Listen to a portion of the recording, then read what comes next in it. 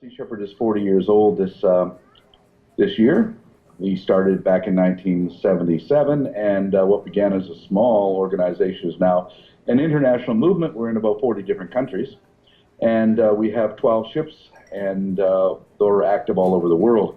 Right now, our major campaigns are Operation Milagro in the Sea of Cortez to save the endangered Paquita porpoise and the endangered Totoaba fish. We're in a partnership with the Mexican government on that, and for the last 3 years, we've been confiscating nets and gathering evidence leading to the arrest of poachers. I think this year we collected about 300 nets that we pulled out of the ocean and destroyed. Well, actually, I shouldn't say destroyed. We're actually recycling those nets into with Parley for the Ocean, which, in fact, I'm meeting with Stella McCartney this week, and she's going to make a whole line of products out of the nets that we've confiscated from the Sea of Cortez. We have Operation Stella Solis off of Liberia and Operation Albacore off of Gabon. And there we're working in partnership with both the Liberian and Gabonese governments to stop poaching operations in their waters. And those campaigns have resulted in numerous arrests.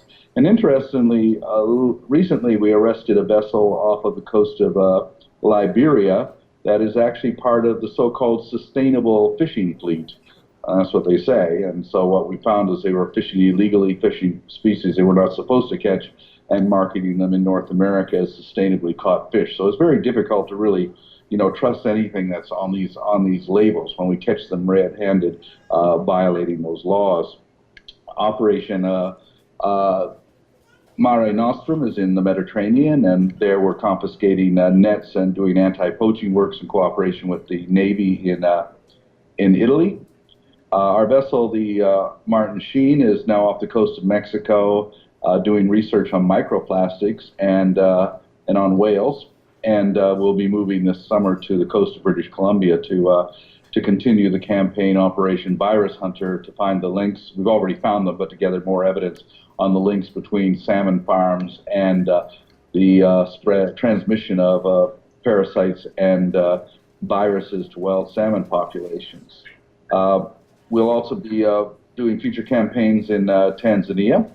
And so the vessels are operating all over the world and making an incredible impact working with this new partnership system that we have. So everything is going really well there, and I'm really proud of the fact that this organization has become a movement. We're in 40 different countries, and I don't even know how many campaigns we're doing because there's hundreds of campaigns happening all over the place. Not only are we doing anti-poaching work, we're doing beach cleanups around the world. We're in partnership with Parley for the Ocean, which is to find ways of stopping the use of plastics and removing plastic from the ocean.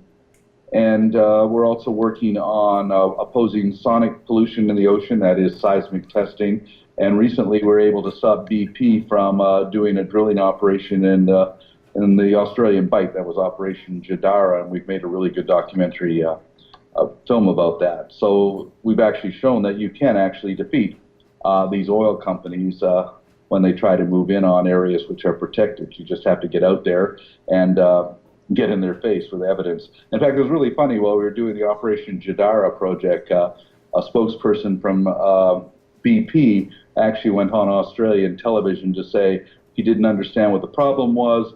BP has an unblemished record environmentally, and of course that pretty much worked against him when it came to the decision by the government in Australia, which are inclined to be pro-oil company, but this was even too much for them. So we won on that.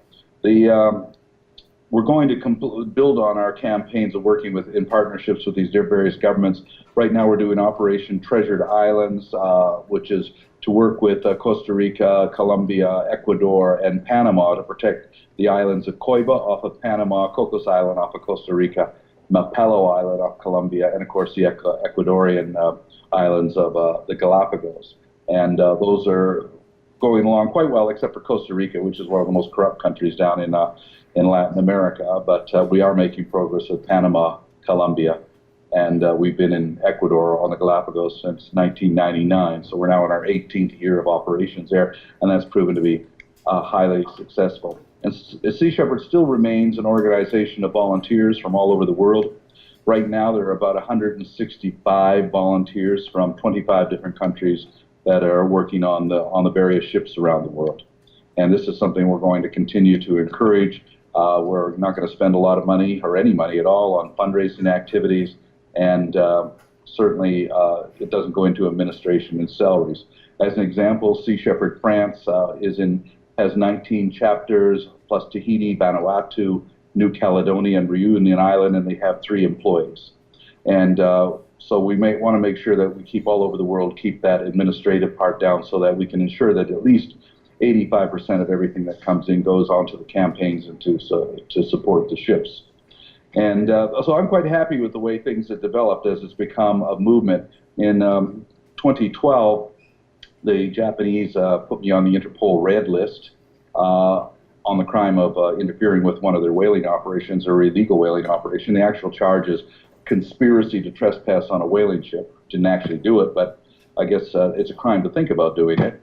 But the interesting thing about this is that the Interpol Red List is a list designed by Interpol for serial killers and war criminals, and I'm the only person in history to be put on that list for the crime of trespassing or conspiracy to trespass, which really indicates the political nature of this whole thing. And the European Parliament now has actually an active investigation into the corruption within Interpol. In my case, is one of the ones cited as political abuse within Interpol. So hopefully that will change things, but it doesn't really matter, because when Japan went after me this way, they were hoping to shut down Sea Shepherd by shutting me down. And what they realized is that Sea Shepherd isn't me. It is an international movement. You can stop an individual, you can even stop an organization, but you cannot stop a movement. And I think that their actions against me actually made Sea Shepherd much stronger than it was before that particular action. So we have to understand that you don't achieve anything without going through a lot of obstacles, a lot of opposition, a lot of challenges. And there's always problems, and my philosophy has always been, when we're operating the ships or the campaigns, well, it's always something, and if it isn't something, well, it's something else, but it's always something. And so we have to look on dealing with our problems that way, just heading them straight on and not stressing about them, not worrying about them. And I'm also trying to get the message across to people all over the world that each and every one of us has the ability to make a difference. All you have to do is harness your imagination and your courage to your passion, and an individual can change the world. And that's what we try to do. Back in 1979, in the early days of Sea Shepherd, I had a crew member. He's 19 years old. He joined the ship, and after we went after and shut down the pirate whaling ship, the Sierra, he came to me and he said, well, what are we going to do about laboratory animals? And I said, well, Alex, nothing, because we're the Sea Shepherd Conservation Society, where the key word being sea, not laboratory. So my question to you is, what are you going to do about it? And he said, well, what can I do about it? And I said, well, use your imagination, get involved, come up with some ideas. So he did, and he went back to the U.S., and he got a job in the laboratory, and while he was there, he documented all the abuses against the chimpanzees and the other animals. He turned that documentation over to the Washington Post and to the U.S. networks, shut down the laboratory because of that expose, and then created an organization called People for the Ethical Treatment of Animals. And this is the kind of thing that we've been doing over the years, is to try and inspire people who come to us as volunteers to go out and follow their passion in other ways. So the real strength of any movement has to lie in diversity, just like the strength of any ecosystem is in diversity. So what people do is just go out and follow their particular passion. If everybody went and said, okay, I really care about this particular species or this particular habitat, and devoted themselves to that, that can make all the difference in the world. And I can't think of anything more noble than because you lived that a species has survived. Because of Dian Fossey, mountain gorillas have survived in Rwanda. Because of Brutigaldicus, orangutans have been protected in their particular habitat there. Because of David Wingate, a Bermuda biologist, the Bermuda storm petrel is not extinct. It would have been extinct if it wasn't for him. So that's how one individual can make a difference. And, when people always criticize us and they say, well, you're asking people, especially young people, to risk their lives to protect a whale, how can you justify that? My answer to that is, well, we ask young people all the time to risk their lives and to kill people for things like real estate and oil wells and religion and everything. But I can't think of anything more noble than to risk your life to protect a whale or an endangered species. So yes, we do ask people like that, and I don't think that it's unreasonable. And the great thing about Sea Shepherd is that in 40 years, we've never caused an injury, and we've never sustained an injury. We have an unblemished safety record, which is incredible considering that we presently have 12 ships operating at sea.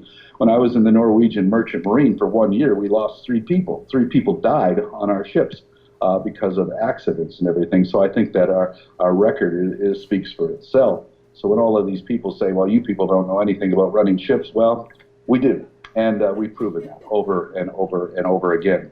And also when they say that we don't know what we're talking about on these issues, we've also proven that. We predicted that the cod fishery would collapse off of Newfoundland back in the 1985. And all of our predictions, unfortunately, have come true. I remember debating a Canadian fisheries scientist on the salmon industry off of British Columbia, and I said that, well, in 3 years, well, this was back in the 90s, but I said in 3 years, the coho and population is going to collapse. And he looked at me and he says, you're wrong, sir. We have the best computer models in the world. The Department of Fisheries and Oceans has the best expertise in the world. You are wrong, you are wrong, you are wrong. And I was wrong. It collapsed the next year. The Canadian Department of Fisheries has proven to be the single most incompetent bureaucracy in the country of Canada, and has proven that over and over and over again. Even now, we just sent a crew out this last summer, led by Michelle Rodriguez and by Bridget Breaux from Toronto, and that was to see what the condition is with the seals in the Gulf of St. Lawrence. And what they discovered was horrifying. There is no ice in the Gulf of St. Lawrence, which means that there's a lot of seals are dying, just drowned in the ice because there's no place for them the mothers to give birth. And yet, despite that, the Canadian government still puts a quota of 450,000 seals. And then this year, they also lowered the age so that they can kill them at 3 or 4 weeks. And they put out this propaganda about how, well, they only kill adult seals. They're lying, completely lying. The problem is they redefined what an adult seal is. So an adult seal is now 4 weeks old, where before, we had a real understanding what an adult seal was. But this is the kind of manipulation that we're doing all the time. Another thing that the Canadian government has done is to try and link this horrific commercial seal hunt to the Inuit sealing in the north. And so they did this division on it where they think that, they try to make everybody believe that we're attacking the Inuit people for killing seals. Now, the Inuit quota is 10,000. The commercial quota is 450,000. Nobody has ever intervened against the Inuit seal hunt in the north. But the government's trying to give the impression that our entire movement is racist. Again, it's another lie. There's not a single... You know what happened to the indigenous people of Newfoundland? They were exterminated by the Newfoundlanders by 1913. So they were victims of the same process. So when they say that we're taking away jobs from indigenous people, again, that's another lie. In fact, we're not taking jobs away from anyway, because the amount of money that is spent to support the seal hunt vastly exceeds the amount of money that it makes.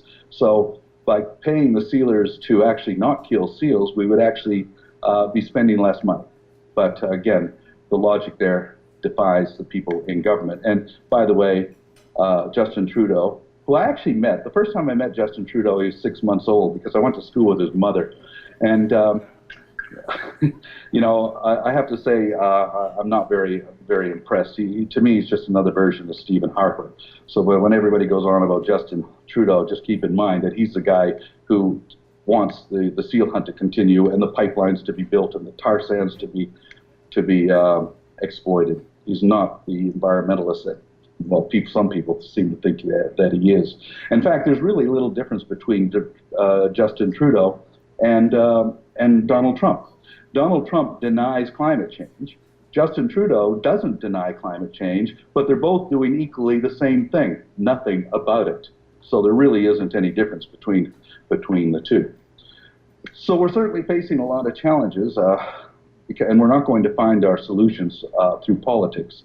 Governments create problems. They don't solve problems. Problems are solved by people. People of passion, people who are committed. And this is the kind of thing that we're trying to inspire people to understand, is that don't depend upon governments or big organizations, and certainly not corporations, to solve these problems.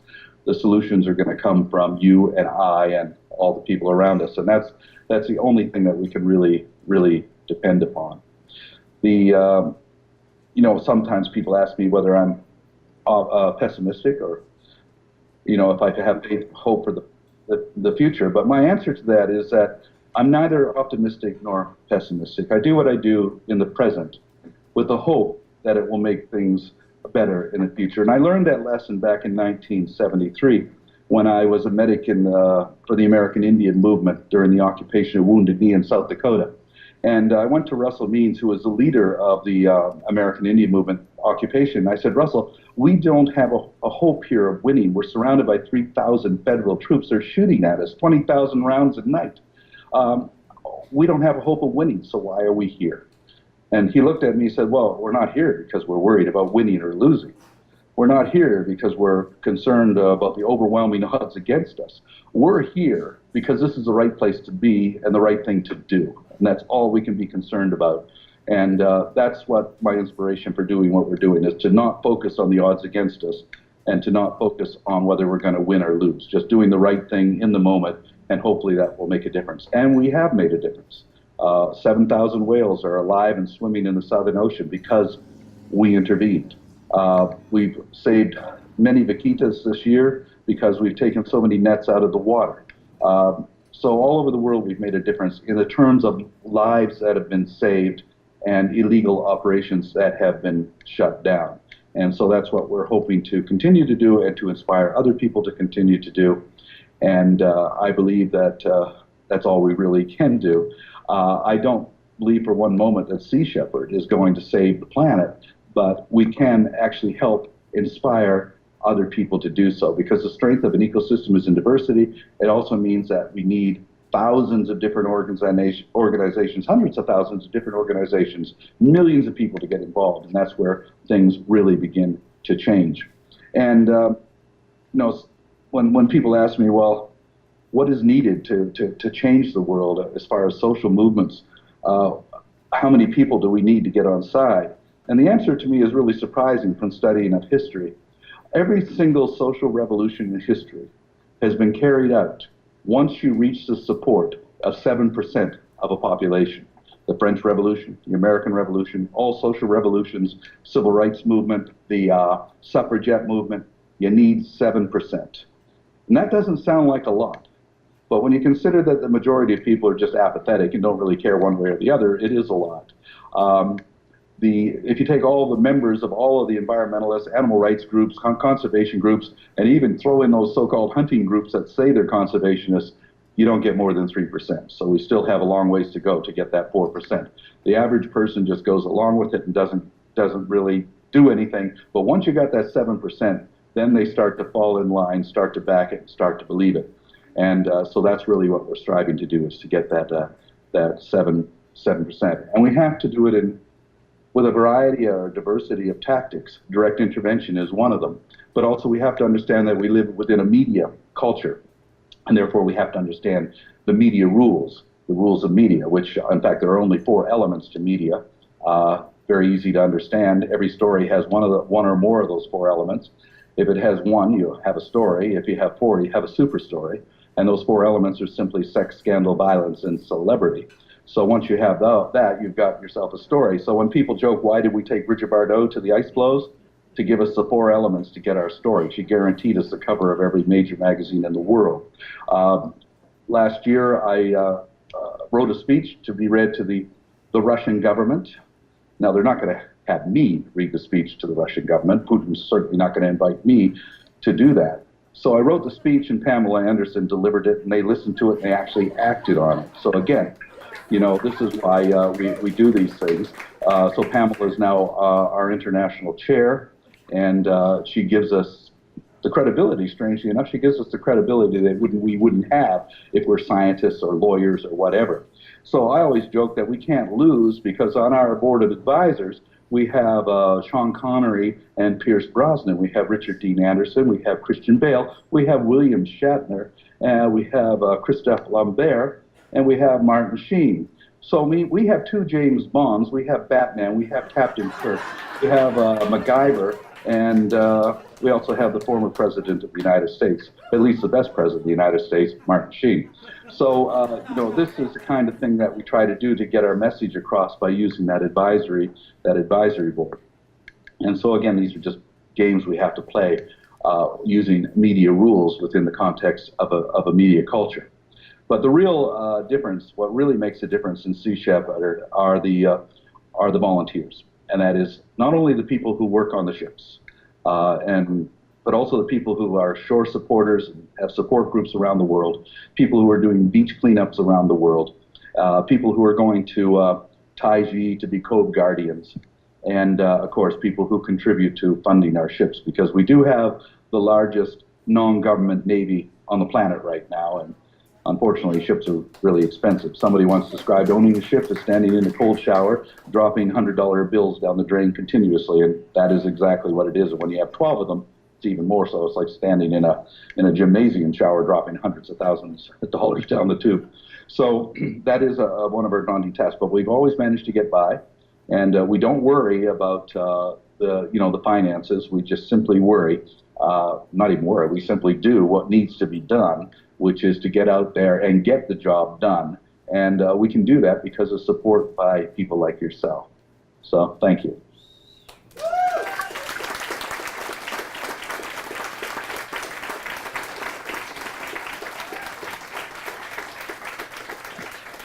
And does anybody have any questions? Well, when we're confronted with obstacles, you just have to find ways of getting around the obstacles. So what the Faroese have done is to ban our ships from their waters and to ban people from Sea Shepherd from going there. So we've countered that by, we're now taking legal action against the Faroes, or actually against Denmark. And we've got members of the European Parliament to back us up on this, and we're now charging Denmark. We'll be taking them to court for violating European regulations. It's illegal for a European country to be involved with the killing of cetaceans. The Faroes claim to be exempt from the EU, and that is true, they are. But Denmark is not, and Denmark is supplying the Navy, the police, the courts, and 80% of the Faroese who actually hold green Danish passports, red Danish passports in addition to their green Faroese passports, they should not be allowed to take advantage of membership in the EU and the benefits that they get there, and at the same time break the rules of the EU. So that's our legal basis for going after them. The lawyers say that we have a really good chance of winning on that, and so that's the path we're pursuing right now. Last week, somebody, to give you, again, the idea of the media and how this works into it, getting the message about the killing of pilot whales and dolphins in the Faroe Islands into the Danish media has been near impossible. They just simply censor it. Last week, another group, it wasn't us, threw a bucket of red paint on the Little Mermaid in Copenhagen, and all hell broke loose, and it was in every Danish media, went internationally. And the interesting thing about it is now, for the first time ever, people in Denmark are saying, well, what's this about killing dolphins in the Faroe Islands? Didn't even know about it. So unfortunately, it takes those kind of acts of vandalism to sometimes get your message across. The statue's all been cleaned up. I mean, it's just a simple matter of cleaning the red paint off of it. But I was really astounded at how everybody gets so obsessed and so concerned about some red paint on a bronze statue, and at the same time, they don't give a thought to the fact that thousands of whales and dolphins are being horrifically brutalized in an area that they have actually control over. So it's a very frustrating process, because one of the big problems that we have in dealing with these issues is this thing called culture. Everybody uses that as an excuse. And of course, the root of the word culture is cult, and so that's the justification for all of these things. It's part of our food culture. It's part of this culture. Well, sometimes things just have to be let go. And I think that we have to push this philosophy that anything in anybody's culture that is about death and torture and causing pain has to be eliminated. We have to abolish those kind of cultures. Bullfighting, fox hunting, the slaughter of dolphins and everything. Those kind of cultures should really have no right to exist in the 21st century. And that includes Canadians stealing outside. We have to evolve, because we have to understand that we're living in the world's in what's called the sixth extinction right now. We will lose more species of plants and animals between 2000 and 2065 than we've lost in the last 65 million years. And they even got a name for it. It's called the Anthropocene because we will be responsible for this. And the interconnection between these species is something which really threatens our future. For example, since 1950, 40% of the phytoplankton population in the ocean has diminished. We've lost 40% of our phytoplankton. Now, what does that mean? Phytoplankton provides up to 80% of the oxygen that we breathe. If phytoplankton disappears from the oceans, we die. It's as simple as that, but most people don't even know what a phytoplankton is. But so we have to save the phytoplankton. But how do you save it? By saving, for instance, whales and other marine mammals. Why? Because the whales provide the nitrogen and the iron, which are the nutrient base for the phytoplankton. And so one of the reasons for the diminishment of phytoplankton is the diminishment of whale populations around the world. Whales are literally the farmers of the ocean. One blue whale every day dumps into the ocean 3 tons of whale manure. One whale. So when you consider the number of whales that were, that's a lot of whale shit. And that provides a lot of nutrients and a lot of, to the phytoplankton. Absolutely essential. It illustrates interdependence of all of these species. You know, I've been criticized in the past because I said that worms and bees and trees are more important than people. And people say, well, how can you be so callous as to say that they're more important than people?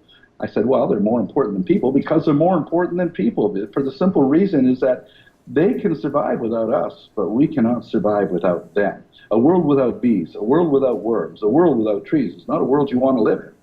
And but all of those species can do just fine without us, so they are more important than we are. And we have to understand that everything doesn't revolve around us. We're part of everything. And that's the way we need to develop our societies, is to understand that we're part of everything and not in control of everything. That was a long time ago, Sean. I went to 2 schools there, Weevil and Oak Ridge, and what can I remember from that? I played football for the Oak Ridge High School, but that's about. Oh yeah, I think we went after Rosemary School one time. At the time, that was before she was born, though. But we beat your team. No, it's Catholic Central, right? I was hoping to see if you caused any trouble while you were here. You know? What? I was trying to find if you caused any trouble while you were here at all. You know? Oh, I did actually. I was forced to take military cadets while I was in school, and I did not like it. And so what happened is that. What I really didn't like is at lunch break, I couldn't get the taste of gunpowder out of my mouth because we did our shootings just before the lunch happened. So what I really didn't like was that. So just before lunch, when they went to change the targets, I shot a target out of the instructor's hand, and that pretty much allowed me to get out of gun practice for the rest of the year. Well, Costa Rica spends a lot of money on propaganda, promoting itself as a green nation, but it's anything but. I think it's the most corrupt nation in Central America. We deal with Colombia, Panama, Ecuador, Costa Rica, Honduras, Guatemala, and I have not found any place as corrupt as Costa Rica. They export about 30 tons of shark fins every year to China, and that's in violation of CITES laws. The president of Costa Rica's sister owns one of the largest fishing companies in Costa Rica, so she pretty much gets what she wants. Incopesca, the fisheries agency, has been under investigation for years, but nothing seems to happen with regard to that.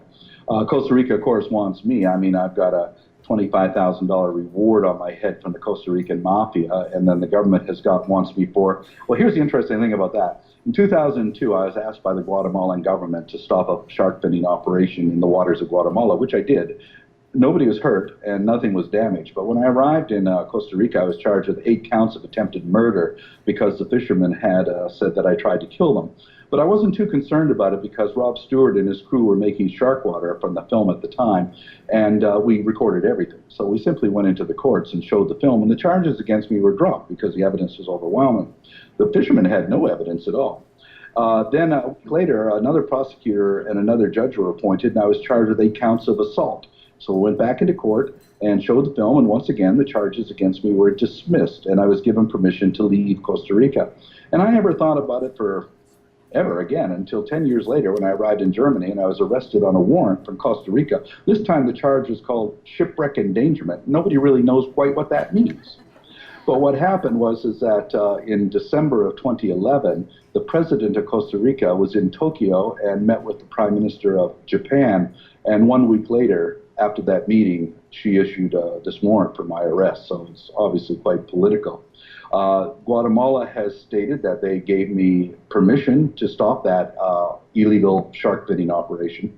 And the actual charge that Costa Rica has against me is really interesting because it claims that I interfered with a legal shark finning operation or a shark operation. They said they weren't shark finning, even though it's on film that they were. But it says that I did it in international waters, but they made a mistake in the charge. They actually put the position in the charge, which is well inside Guatemalan waters.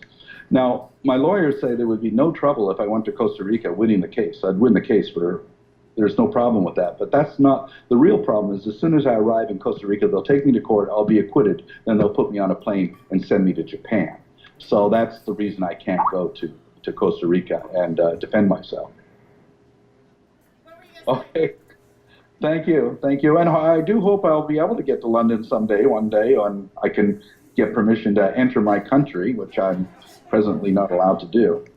I'm only allowed to go to two countries, France and the United States, and that. So I might actually go back to France because the new environment minister of France is one of my best friends. So I think that's going to make a big difference. It's also going to make a big difference for the world too, because the new president chose Nicolas Hulot as his environment minister, and Nicolas is not a politician. He's an environmentalist. So what we have now is a major country with an environmentalist as an environment minister, which is really, I don't know of any other countries that has actually done that. So I'm hoping to see some real changes coming out of France. One of the things that the last environment minister did, which was really great in France, is that the last day she was in office, she passed a law banning the breeding of dolphins and orcas in French marine aquariums, which is going to have some very positive repercussions.